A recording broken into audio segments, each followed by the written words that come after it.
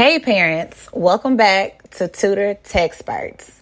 Today we're going to be talking about navigating this STAAR test that's coming up. I already know, parents. Calm down, okay? We're diving into something that's probably on the top of your parent concern list, and that's because it's going to be digital this year. I know we touched on it during COVID, but now students need to know how to navigate it with ease, okay? I know it sounds like a lot, but don't worry. We're in this together. So grab a cup of coffee, take a deep breath, and let's chat about what our kids are facing in the world of math assessments, especially standardized. And if you're in Houston, now that the school takeover, yes, it's happened. It's already happened. It's not happening. You know, we've been hearing about that for years. I remember when I was working on my PhD and having to take those, having to do research on that topic. And it was alarming. And now to see it actually happen, it's, it's something that we have to adjust to. A lot of teachers aren't happy. But that's not what this is about, okay? So what we're going to dive into is how to tackle this STAAR test, because if you didn't know, these tests are going to be attached to teachers' pay. So parents, you got to help a teacher out, okay? I mean, you don't want to lose the few that we have left. Segment 1, let's talk about this.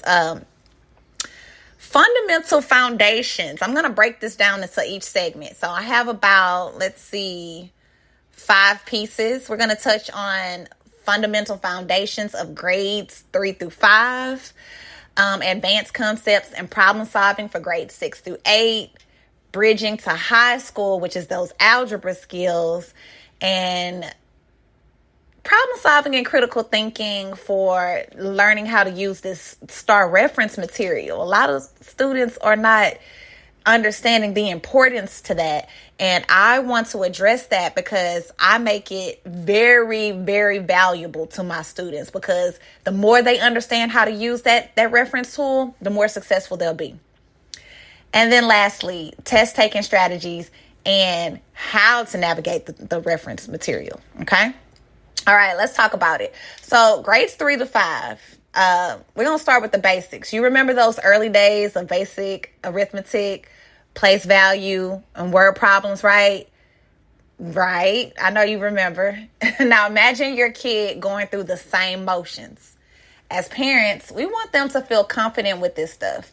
And hey, the STAAR reference material, think of it as a little helper, there to support them when things get a bit tricky, okay? So when we look at the STAAR reference, let me go ahead and pull that up, because the STAAR reference material for that age bracket, it's really covering things like, hold on, because I have my middle schoolers up, and here it is. Okay, so my reference charts, additional resources. Okay, perfect. So I'm going to pull up third grade first. So third grade needs to know length. They need to know the customary and metric units. So like a mile is equal to 1760 yards. 1 yard is equal to 3 feet. 1 foot is equal to 12 inches and so forth. Okay. Volume and capacity. And like I said, this is just a reference tool. They need to know how to use it, not memorize that. Okay.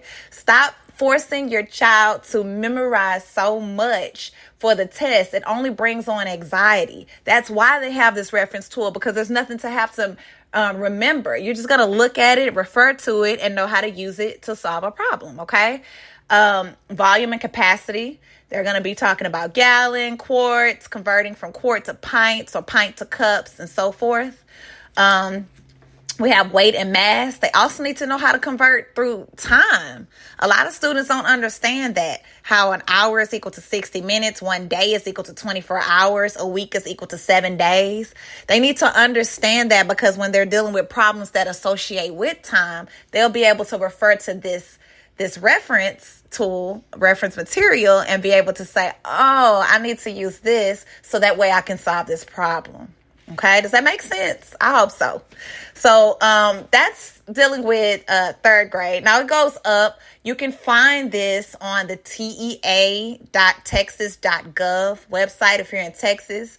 Other standardized test material is most likely provided on that state standardized testing website, okay? But as far as Texas, is on the tea.texas.gov/student assessment, and you can find the reference tools there. Okay, so let's talk about grades 6 through 8, middle school, where math seems to take a detour into the unknown. We're talking about ratios, equations, geometry. It's a whole new ball game. But guess what? Our kids are navigating it like champs. As parents, we can encourage them to tackle these concepts and sharpen their problem-solving skills. And the STAAR reference material is like their safety net, providing a little extra confidence when they need it. Okay? So we have to know that it's not there just because it's a part of the test. It's almost like that piece of information that, because you may not remember it, is there when you need it, right? Okay, I need you to understand that, and trust me, they're going to need it. Okay, so let's cover what our 6th graders through 8th graders should be familiar with when they're taking the exam. Okay, so let me go to that grade level right here, and they're going to need to know how to use that graphing paper. That's what it's for. I have a lot of students that go, I don't need the graphing paper. I'm like, yes, you do. You should know. Why would they give it to you if you didn't need it, honey? You need that graphing paper, okay? So we need to learn how to actually use it and practice using it. It shouldn't be a surprise when you're taking the exam and going, oh, let me try to figure out how to use this graphing paper today. That wouldn't be a great surprise to be working on during the exam. So let's look here. Grade 6. We need to know area. We need to know volume. We also need to know our length, volume, and capacity for like gallon, quarts, same things that we would need to know for the younger grade levels. However, what's added here is information in regards to the formulas for area of a triangle, area of a rectangle or parallelogram, and also the area of a trapezoid and the rectangular prism.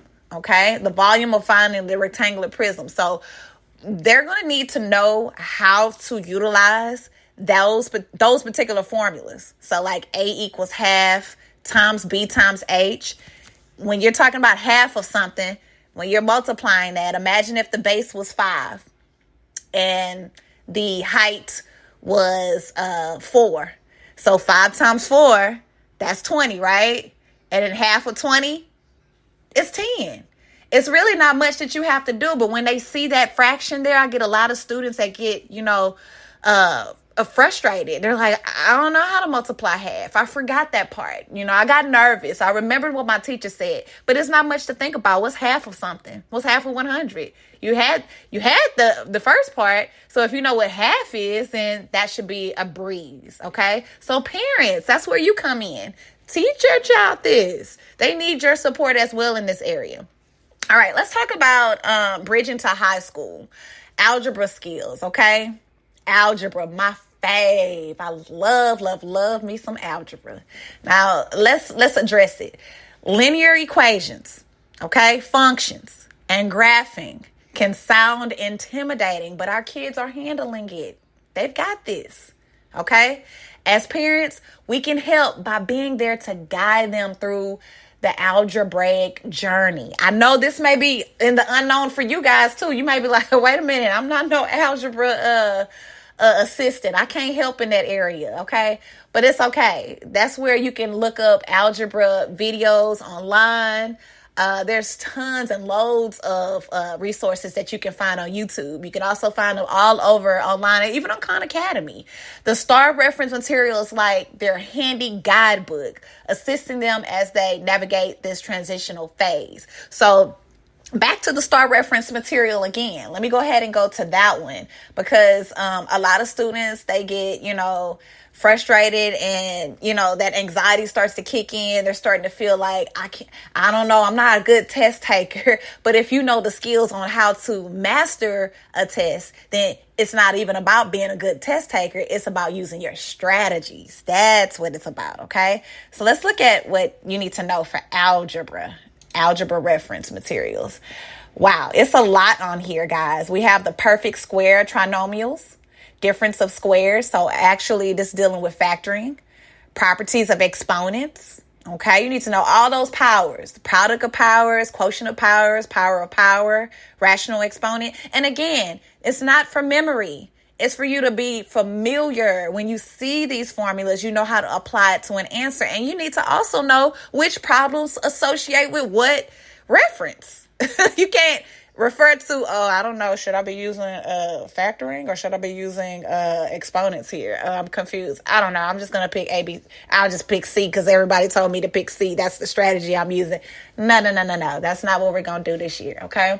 We're going to be excellent and we're going to use our logic. We're going to study. We're going to prep. And that's where our parents are going to come in to assist in those areas so that we can build that confidence with our students, okay? All right, problem solving and critical thinking. No matter the grade, problem solving and critical thinking are the threads that weave through the fabric of the STAAR test. As parents, we can foster these skills in our kids by encouraging them to think outside the box. So back to that STAAR reference material, it's like their helper offering insights during those moments of critical thinking. So they're thinking hard. They're like, let me go to my reference material. Aha, I got this now. That's what we want. Exactly. So I want you to find the grade level parents, go on this tea.texas.gov website, and you're going to assist this year. You don't want this to be something where they're only seeing in the classroom. Allow this to be something that is the norm when they come home, practicing this on their way, on their drive home. Maybe something that you could even upload to their device because this is digital. I'm giving you the website link, so you don't need a piece of paper that they can lose and, most likely say, I don't know where that reference material sheet is, Mom. Yes, you do, because guess what? I just gave you the digital link. Parents, I hope this conversation has shed some light on what our kids are dealing with when it comes to the Math STAAR test, the digital version. Whether they're mastering the basics, diving into algebra, or navigating complex problem-solving scenarios, they've got us in their corner, okay? You're there, we're there, and of course, Taking Tamika is there. And that STAAR reference material, it's there to lend a helping hand. Best of luck to your kids as they tackle the STAAR test. And remember, we're all in this together. Until next time, take care.